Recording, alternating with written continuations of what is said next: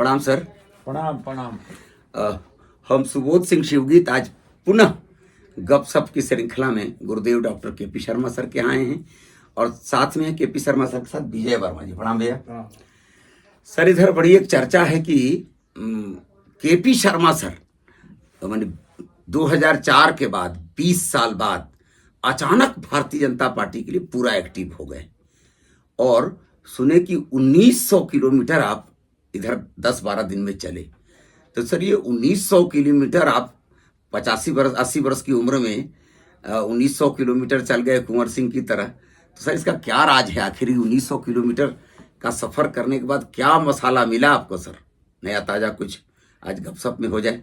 देखिए सुबोध जी, आपने दुखती नस पर जो है नबज रख दिया है जी। मैं बताना चाहता हूं कि 2004 तक मैं भारतीय जनता पार्टी में अति सक्रिय व्यक्ति था। जी सर। मैं संगठन से लेकर सारे चुनाव जो भी हुए 2004 ईस्वी तक उसका संचालन मेरे माध्यम से हुआ जी। लेकिन 2004 ईस्वी में अचानक यशवंत सिन्हा के द्वारा मुझे पार्टी से निकलवा दिया गया। इसलिए वो अभय सिन्हा उस समय अध्यक्ष थे ना? हाँ, अभय सिन्हा उस समय अध्यक्ष थे, गिरिडीह वाले। रातों रात, हाँ, रातों रात मुझे पार्टी से निष्कासित कर दिया गया। अच्छा। उसके पीछे मुख्य कारण दो था। एक यह था कि मैं जब तक अध्यक्ष रहा 2004 ईस्वी तक पार्टी पर जसवंत सिन्हा का एकाधिकार नहीं हो सका। दूसरी बात है कि 2004 में ये डिसपॉपुलर हो चुके थे, जनता वोट देना नहीं चाहती थी और जनता के भावना को हजारीबाग जिला कार्य समिति को केंद्र को परिचित कराना था। वो अमृतनगर में मीटिंग हुई जिसमें सारे वरिष्ठ लोग महावीर लाल विश्वकर्मा से लेकर जितने सांसद देवदयाल जी, लोकनाथ जी जितने भी थे, खगेंद्र जी नहीं थे उसमें, और सारे कार्य समिति जितनी थी, बड़ी बैठक हुई और बड़ी बैठक में यह निर्णय लिया गया कि प्रत्याशी हजारीबाग में बदला जाए, नहीं तो हम लोग चुनाव हार जाएंगे। 4 में जसवंत सिन्हा को बदलने की बात आ गई। जमीनी कार्यकर्ताओं ने कहा। हाँ, सारे कार्य समिति ने, कार्यकर्ताओं की भावना थी कि इन्हें बदला जाए। एक रिजोल्यूशन पास हुआ वहां की केंद्र को सूचित कर दिया जाए कि यहाँ प्रत्याशी बदलना जरूरी है, अन्यथा हम लोग चुनाव हार जाएंगे। हजारीबाग से ये लोग आप लोग भेजे थे केंद्र में? हम लोग रात में, शाम में 5 बजे यह निर्णय हुआ था अमृतनगर हाई स्कूल की बैठक में। जी जी। सवेरे मुझे कम्युनिकेट करना था क्योंकि शाम हो चुकी थी, उसका ड्राफ्ट बना करके हमको भेजना था जी। यशवंत सिन्हा को मालूम हुआ कि हमारा ये इस तरह का प्रस्ताव पारित हुआ है और शर्मा जी इसको कल जो है वो दिल्ली कम्युनिकेट करेंगे। श्री अभय कांत प्रसाद जी उस समय भारतीय जनता पार्टी के नॉमिनेटेड अध्यक्ष थे, गिरिडीह वाले, और वो जसवंत सिन्हा के कारण उनको अध्यक्ष बनाया गया था। अच्छा। इनके प्रभाव में पॉकेट अध्यक्ष। हाँ, पॉकेट अध्यक्ष थे। तो उन्होंने कहा कि देखो तुम मेरा एक काम नहीं कर सकते हो। तो उन्होंने पूछा क्या काम है? तो ऐसा के.पी. शर्मा को तुरंत पार्टी से निकाल दो ओवरनाइट। तो वो बेचारा शक पकाया जरूर कि किस नियम और कानून के तहत हम निकालेंगे, लेकिन जसवंत सिन्हा ने इतना दबाव डाला उनके ऊपर कि सवेरे हम जब अखबार पढ़ते हैं तो ये न्यूज आता है कि के.पी. शर्मा दल से निष्कासित। तो उसके बाद सर फिर अभी आप दल से निष्कासित होने के बाद ये प्रतिक्रिया हो गई। वो प्रतिक्रिया हुई कि के.पी. शर्मा इसमें रिस्पॉन्सिबल कहाँ है, पूरा जाल कार्य समिति, जिला कार्य समिति ने प्रस्ताव पारित किया है। तो उसके प्रोटेस्ट में जो हमको निकाला गया तो महावीर लाल विश्वकर्मा, शंकर चौधरी, विजय वर्मा, सुबोध सिंह शिवगीत, अन्य लोगों ने जो है कहा कि तो हम लोग भी पार्टी में। अरे बाबूलाल मरांडी और अटल बिहारी का बोर्ड लगाए हम लोग, साइन बोर्ड, कि उनके नेतृत्व में हम लोग नेता मानते हैं, जिस पर केस भी हुआ था हजारीबाग कोर्ट में। तो हम लोग जवाब दिए थे कोर्ट में कि अटल बिहारी और बाबूलाल किसी का पेटेंट थोड़े हैं, और तब जाके फिर वो चुनाव हारे थे सर। वो तो ठीक है, हाँ। उस इतिहास से नहीं सब नहीं, बाकी 2004 में वो चुनाव हार गए, तो वही तो अब मैं बता रहा हूं। उसके बाद हमारे हटने के बाद भारतीय जनता पार्टी में हमारे बाद कोई चुनाव नहीं हुआ, सब ऊपर से सेलेक्ट सब ऊपर से। भारतीय जनता पार्टी का इतिहास बदल दिया इन लोगों ने। नीचे से चुनाव होके इलेक्शन नाम की कोई चीज नहीं हो रही, हर जगह जो है नॉमिनेटेड व्यक्तियों को वहां बैठा दिया गया। जो जसवंत सिन्हा के यस आदमी थे, वैसे वैसे लोगों को जो है वो उनको बैठा दिया गया। और उसी का नतीजा है कि जो जमीनी कार्यकर्ता था, आज जब हम 1700 किलोमीटर आज चले हैं, 1900 किलोमीटर जो भी चले हैं हम, कार्यकर्ता की एक ही शिकायत थी जमीनी कार्यकर्ता की, कि आपके बाद हम लोगों को किसी व्यक्ति ने कुछ नहीं पूछा। और आज भी हमको कोई नहीं पूछ रहा है, हम नेग्लेक्टेड हैं। हमने कभी पार्टी से एक पैसा नहीं लिया। हमने महावीर लाल विश्वकर्मा, जगन्नाथ पांडे, देवदयाल कुशवाहा, लोकनाथ महतो को बिना कोई पैसा खर्च किए चुनाव जिताया है। और आज हम लोगों को कोई पूछने वाला नहीं है। तो मुझे लगा कि इन कार्यकर्ताओं का क्या दोष है, ये तो जमीनी कार्यकर्ता है, पार्टी का इन्होंने बनाया है। यही कारण था कि मैं बाहर निकला कि अब समय आ गया है कि जसवंत सिन्हा ने जिस षड्यंत्र के तहत हजारीबाग भाजपा को कब्जा किया था, यही उत्तम समय है कि हजारीबाग से जसवंत सिन्हा को हम लोग विदाई कर दें। तो हम जो आज चुनाव में सक्रिय हुए हैं, इसका दो उद्देश्य है। एक, भारतीय जनता पार्टी मनीष जायसवाल को जिताना, और दूसरा मेरा उद्देश्य है जसवंत सिन्हा को विधिवत हम हरा करके उनके कैंडिडेट को हम उनका फेयरवेल करना चाहते हैं हजारीबाग से। उनको विधिवत जो है हम जो है उनको हजारीबाग से विदा करने के लिए हम तैयार हैं। सर आप एक बात हम गौर किए, कटकम सांडी में मनोज गुप्ता नाम का एक मनोज अग्रवाल कार्यकर्ता मिला। बोला सर कि महावीर विश्वकर्मा के चुनाव में हम लोग साथ दिए, उसका नतीजा हुआ कि सर 4 से 24 तक आज तक कोई हम लोग को पूछा नहीं। ऐसे ऐसे अनगिनत कार्यकर्ता मिले हमको भी सर, कि जिन्होंने कहा कि चूंकि जसवंत बाबू कब्जा कर लिए थे और हम लोग उसका विरोध करने वाले जितने लोग थे सब 20 साल से प्रताड़ित थे। और आज वो सारे प्रताड़ित लोग जिन्होंने भारतीय जनता पार्टी को खड़ा किया था, मैंने 74 से 4 तक, उन तमाम लोगों को मिलने के बाद लगा कि अभी मनीष जायसवाल के उम्मीदवार बनने के बाद उनके अंदर वैसी ही खुशी है जैसे कभी महावीर विश्वकर्मा को टिकट मिला था, वैसी खुशी थी। हमको भी ऐसा फील हुआ सर। नहीं, आप एक ही बात कैसे से वहां सुने? एक कार्यकर्ता ने कहा कि आप हमको बस से लेके बॉम्बे ले गए थे, हजारीबाग से बस से बॉम्बे ले गए थे। एक कार्यकर्ता ने कहा कि आप हमको मोटरसाइकिल से रैली में पटना ले गए थे और राजगृह में उस पर हम लोग के ऊपर ढेला पत्थर चलाया गया था। तीसरा कार्यकर्ता ने कहा कि आप जो आर्थिक नाकेबंदी कर रहे थे देवचंदा मोड़ पर, तो मैं भी वहां उपस्थित था। और आज जिसने इतना आंदोलन में सक्रिय भाग लिया हो, जो इस प्रकार से भाग लिया हो, सर आपके बाद हम लोग को कोई नहीं पूछा, हम लोग के यहां कोई आता नहीं है, कोई आया गया नहीं। तो इसमें भी मनीष जायसवाल से एक गलती हुई है। मैं बताना चाहता हूं कि मनीष जायसवाल को मैंने सुझाव दिया था कि पुराने कार्यकर्ताओं का 2 सम्मेलन किया जाए, एक हजारीबाग में और एक रामगढ़ में, जिससे पुराने कार्यकर्ता एक मंच पर एक जगह आ सकें और हम मनीष जायसवाल से उनका परिचय करा दें। लेकिन ये किसी कारण दो छोटा छोटा कार्यक्रम हुआ सर। हम लोग थे, रामगढ़ में भी हुआ, हजारीबाग में। हालांकि ये अपने स्तर से जहां तक हो सका पुराने कार्यकर्ताओं से मिलने का प्रयास कर रहे हैं। और विजय वर्मा जी से भी थोड़ा पूछते हैं सर, इस सदर ठीक है, विजय वर्मा जी से पूछ लीजिए आप। ये हम लोग को जो आज 1900 किलोमीटर चलना पड़ा, वो इसीलिए चलना पड़ा कि अगर ये 2 कार्यक्रम रामगढ़ और हजारीबाग में पुराने कार्यकर्ताओं का हो जाता तो हमको हो सकता है 1900 किलोमीटर नहीं चलना पड़ता।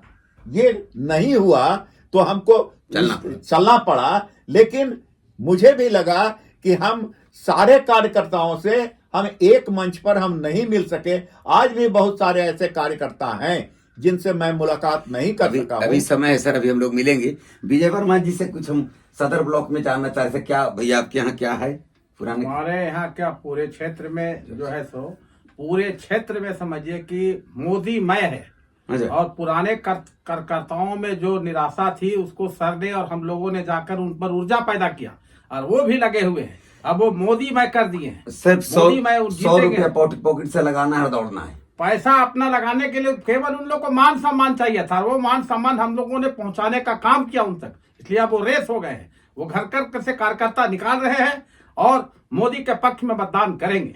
सर गिद्दी में देखे, भुरकुंडा में देखे, रामगढ़ में देखे, बरही गए, चौपारण गए, वो बूढ़े 80 वर्ष से लेके 60 वर्ष 50 वर्ष वाले जो कार्यकर्ता, जिनको बीच में मान लीजिए महावीर विश्वकर्मा और आप लोग जिनको खड़ा किए थे, जसवंत बाबू जिनको हाल चाल नहीं लिए, वो तो अपने लोगों को लेके चले। एक आदमी ने कहा कि 14 में 12 जगह पर वो अपने लोगों को बैठा दिए थे। तो ऐसी स्थिति में जो पुराने कार्यकर्ता थे उनको आपने सम्मान दिया, ठीक है, आप भी देख रहे हैं, हम भी गवाह हैं, हम भी बहुत जगह गए। मगर सर इस बीच में जयप्रकाश पटेल और मनीष जायसवाल, 2 उम्मीदवार के अलावा किसी की कहीं कोई चर्चा सुन रहे हैं आप लोग? अब मैं बताता हूं कि चर्चा तो सिर्फ मनीष जायसवाल का ही है। अच्छा, जयप्रकाश भाई पटेल के लिए जसवंत सिन्हा हजारीबाग से कुछ लोगों को वहां जाकर के भेज रहे हैं। अब 2 बात कहते हैं, आप सुन लीजिए। क्या कहते हैं? एक बात कहता है, चुपके से बोलता, कल मुझे भुरकुंडा से फोन आया। क्या बोला? भुरकुंडा से फोन आया, पुराना कार्यकर्ता बोला कि अरे फॉरवर्ड के टिकट नहीं देखो।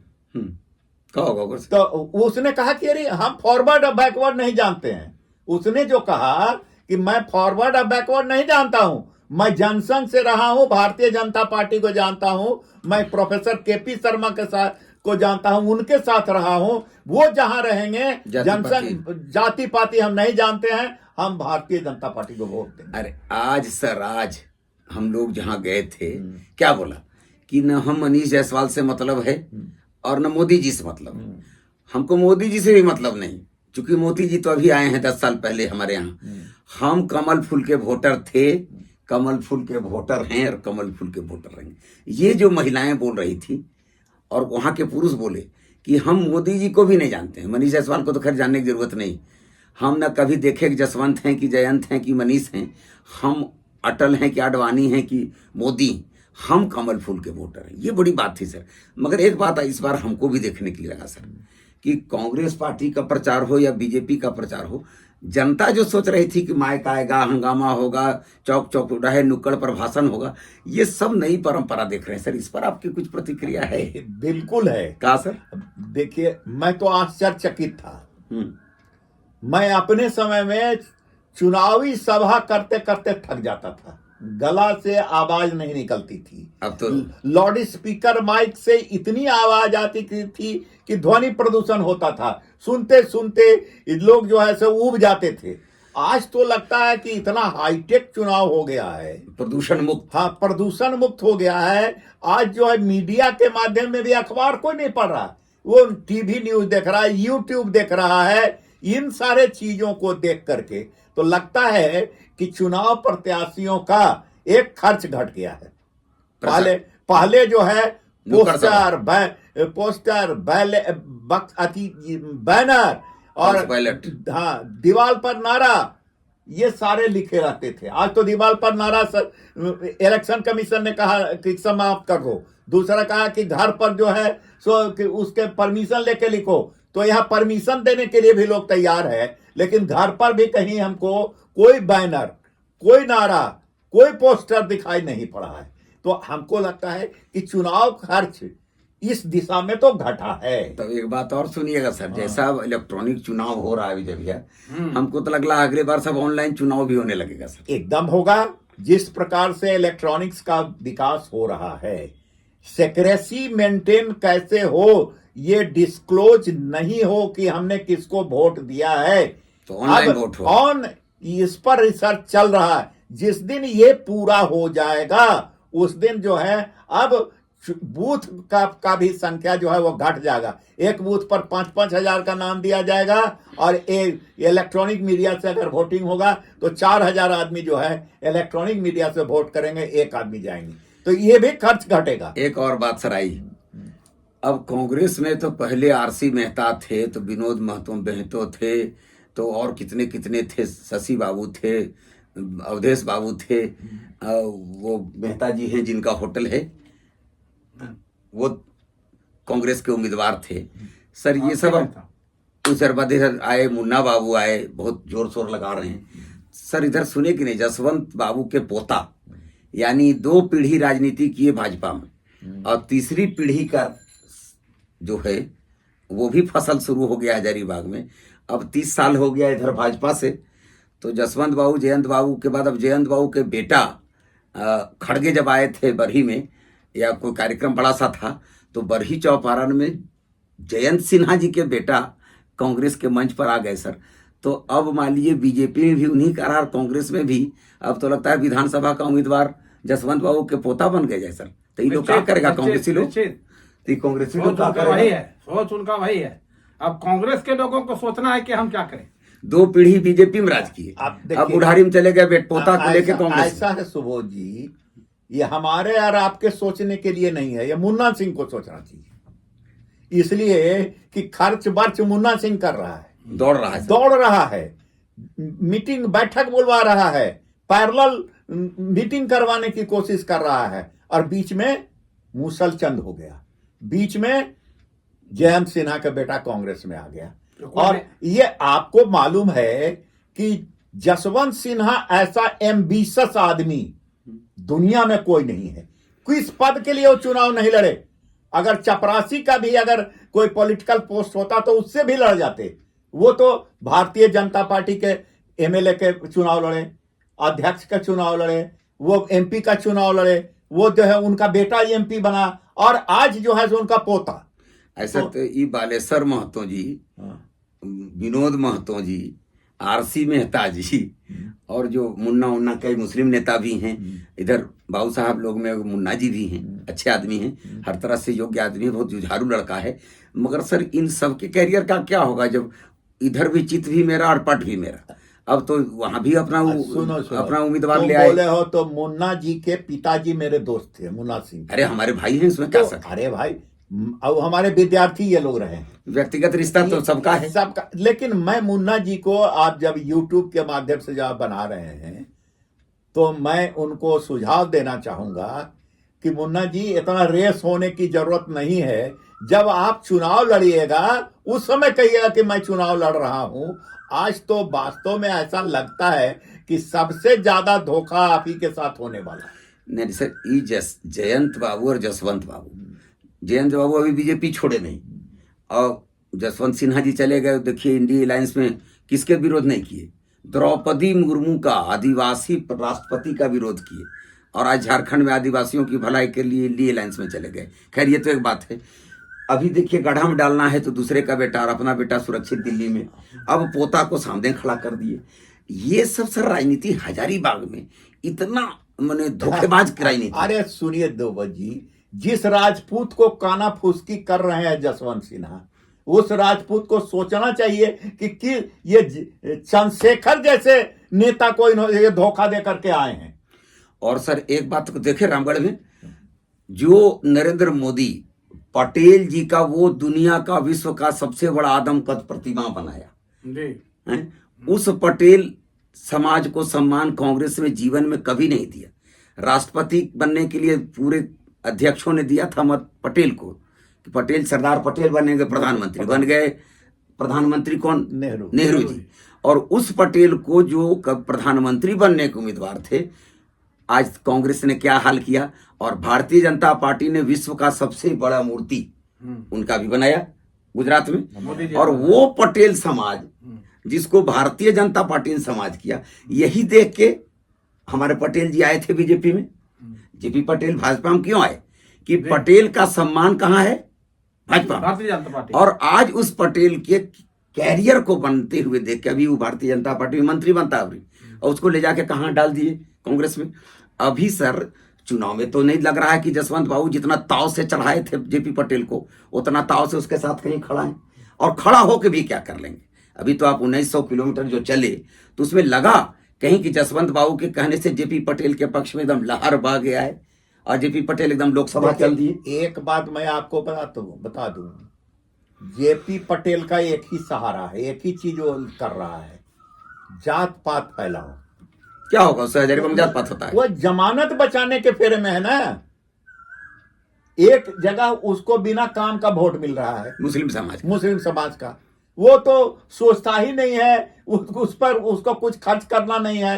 भारतीय जनता पार्टी को सब जगह जाना है वोट मांगने के लिए, उसको ज्यादा परिश्रम करना है, और इसको बैठे बैठाए 10% या 12% का वोट देने के लिए। मगर सर जो उमंग और उत्साह मुस्लिम समाज में पहले होता था इस बार नहीं है, क्योंकि देख रहा है कि कांग्रेस का उम्मीदवार अभी भी बीजेपी का एमएलए, कांग्रेस का एमएलए नहीं है उम्मीदवार जो है सो बीजेपी का एमएलए। तो कांग्रेस के जो जमीनी लोग हैं ठंडा हैं, और कांग्रेस के अंदर नेतागिरी किसकी चल रही है? जसवंत सिन्हा की, जो अभी भी बीजेपी से आए हुए हैं। तो बीजेपी से उम्मीदवार भी और बीजेपी से गार्जियन भी।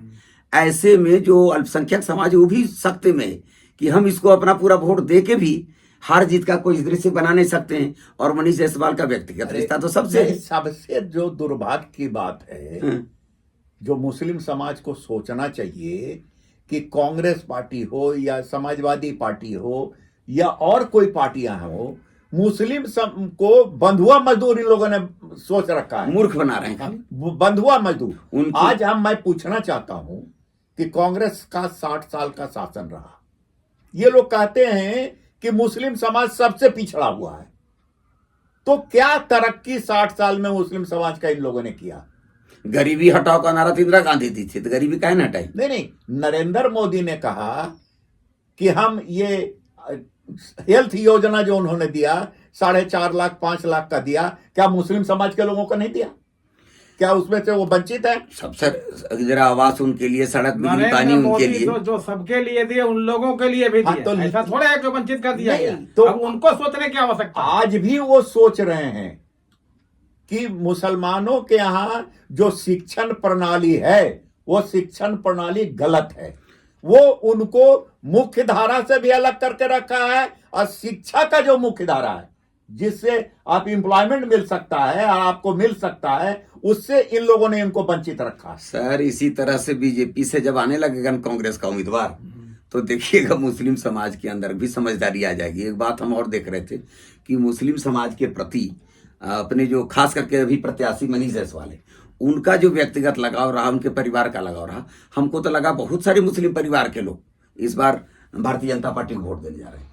खास करके उनको ही लग रहा है कि कांग्रेस में भी बीजेपी एक आदमी है, तो कांग्रेस में बीजेपी के उम्मीदवार को हम वोट दें जो कांग्रेस में भी ज्वाइन किया है और कांग्रेस बीजेपी से ही आया हुआ, वहां राजनीति भी करा, गार्जियनशिप, तो उससे बेहतर है कि मनीष से हम रिश्ता कायम करें। अरे हमको तो ऐसा डर लग रहा है कि उसने बीजेपी से इस्तीफा दिया ही नहीं है। ऐसा डर लग रहा है कि हारेगा तो कहेगा कि नहीं हम तो बीजेपी के एमएलए बने हुए हैं। इसलिए सर देखिएगा कि मुस्लिम समाज में भी उत्साह नहीं है। अच्छा एक बात और कि सर ये कांग्रेसी कितना ठगते हैं। जब हम दो हमारे दो का नारा लाए थे तो हिंदू समाज तो एकदम समाज सेवी संस्था से लेके मास्टर कर्मचारी सबको कहा कि ऑपरेशन कराओ, बंध्याकरण कराओ तो प्रमोशन पाओ। उस समय सर ये सब जनसंख्या नियंत्रण कानून नहीं ला सकता था कांग्रेसी लोग। अगर देश में जनसंख्या समस्या हो गई थी तो हम दो हमारे दो का नारा देके सिर्फ हिंदू समाज का जो ऑपरेशन करवाया गया, और आज जनसंख्या का देख रहे हैं कि एक तरफ 43% बढ़ोतरी हो गई, एक तरफ लोग घट गए। तो ये कांग्रेस वाले अगर देश राष्ट्र की चिंता करते थे तो हम दो हमारे दो का नारा देके हिंदुओं का जो बंध्याकरण कराया, तो जनसंख्या नियंत्रण कानून काहे ने उस समय ले आया था सर लोग? देखिए क्या ये लोग की नीति है कांग्रेस? ये सुबोध जी, जनसंख्या नियंत्रण नीति इसलिए नहीं लाया गया कि मुस्लिम समाज हमेशा गरीब रहे, वो एक वोटर के रूप में रहे। लेकिन आज मैं बताता हूं, जो मुस्लिम समाज बहुत पढ़ा लिखा है जो डॉक्टर है, इंजीनियर है, वो सचेत है कि हमको ज्यादा बच्चा पैदा सब घर एक या दो बच्चा है, एक या दो बच्चा। सब संजय बीएस में अमेरिका इंग्लैंड पढ़ा रहा है। नहीं, वो सचेत है, वो आईआईटी का महत्व समझ रहा है। आईआईटी के बारे में पाकिस्तान में लोग बात कर रहे हैं कि हिंदुस्तान में आईआईटी है, इससे तरक्की हो रहा है। तो और ये जो हम लोग को शिक्षा प्रणाली जो मुस्लिम समाज में है, उसको बिना बदले मुसलमानों का कल्याण नहीं हो सकता। चलिए सर, आज बहुत बड़ी बात हो गई, हम लोग लंबी बातचीत किए। तो सर, ये 19 किलोमीटर का निष्कर्ष क्या लग रहा है? 1900 किलोमीटर का, आप इतनी उम्र में कुंवर सिंह से भी ज्यादा 80 वर्षों की हड्डी में जागा जोश पुराना था। सब कहते हैं कुंवर सिंह भी बड़ा वीर मर्दाना था। तो सर, आप कितनी उम्र हो गई सर? 80? हम 80 के लगभग चार रहे तो हैं। 80 में जब चल रहे हैं तो 80 वर्ष में 1900 किलोमीटर चल के, लोग कह रहे थे कि इस बार मनीष जायसवाल के बाबूजी बादल बाबू नहीं चले, मगर बादल बाबू का काम केपी शर्मा ने किया, विजय वर्मा ने किया, सुबोध सिंह भी उनका साथ दे रहे थे। तो सर, ये 1900 किलोमीटर के चलने के बाद अंतिम आपको क्या लग रहा है सर? वोट घाट में कितना अंतर रहेगा इस बार? ऐसा है कि हम भारी बहुमत से जीत रहे हैं इस सीट को, और हम रिकॉर्ड कायम करेंगे। और इतना ही नहीं, मैं आपको दावे के साथ आज लिखित दे सकता हूं कि इस 20 तारीख के पेज में 3 लोकसभा सीट से भारत चुनाव हो रहा है। एक है हजारीबाग, चतरा और कोडरमा। तीनों सीट पर भारी बहुमत से भारतीय जनता पार्टी चुनाव जीतने के लिए जा रही है। चतरा का पोजीशन इससे भी बढ़िया है। चतरा का पोजीशन बहुत ही अच्छा। कोडरमा में तो मेरा घर है। कोडरमा पार्लियामेंट्री कंस्टिट्यूएंसी में डोमचांच मेरा घर है। मैं जानता हूं वहां के बारे में। और चतरा तो बिल्कुल हजारीबाग से सटा हुआ। मेरा कार्यभूमि तो हजारीबाग रहा उस समय। तीनों जिला हजारीबाग जिला ही था, कोडरमा भी। मेरा सर्टिफिकेट पर कोडरमा तो सर, ये नहीं लिखा, हजारीबाग जिला लिखा हुआ। तो तीनों पर क्या लगता है सर अंतिम निष्कर्ष? 1 मिनट में सर आप बोलिए, उसके बाद आज का गपशप हम लोग बंद करेंगे। तीनों पर भारी बहुमत से, रिकॉर्ड बहुमत से भारतीय जनता पार्टी चुनाव जीतने के लिए जा रही है। तो ये जसवंत बाबू का जो भाजपा से कांग्रेस में आना हुआ बेकार हो जाएगा? भाई, मैं तो पहले कह दिया कि जसवंत बाबू का ये विदाई समारोह है। चलिए सर, तो इन्हीं शब्दों के साथ आज प्रणाम भैया। प्रणाम। ठीक सर, सबको नमस्कार।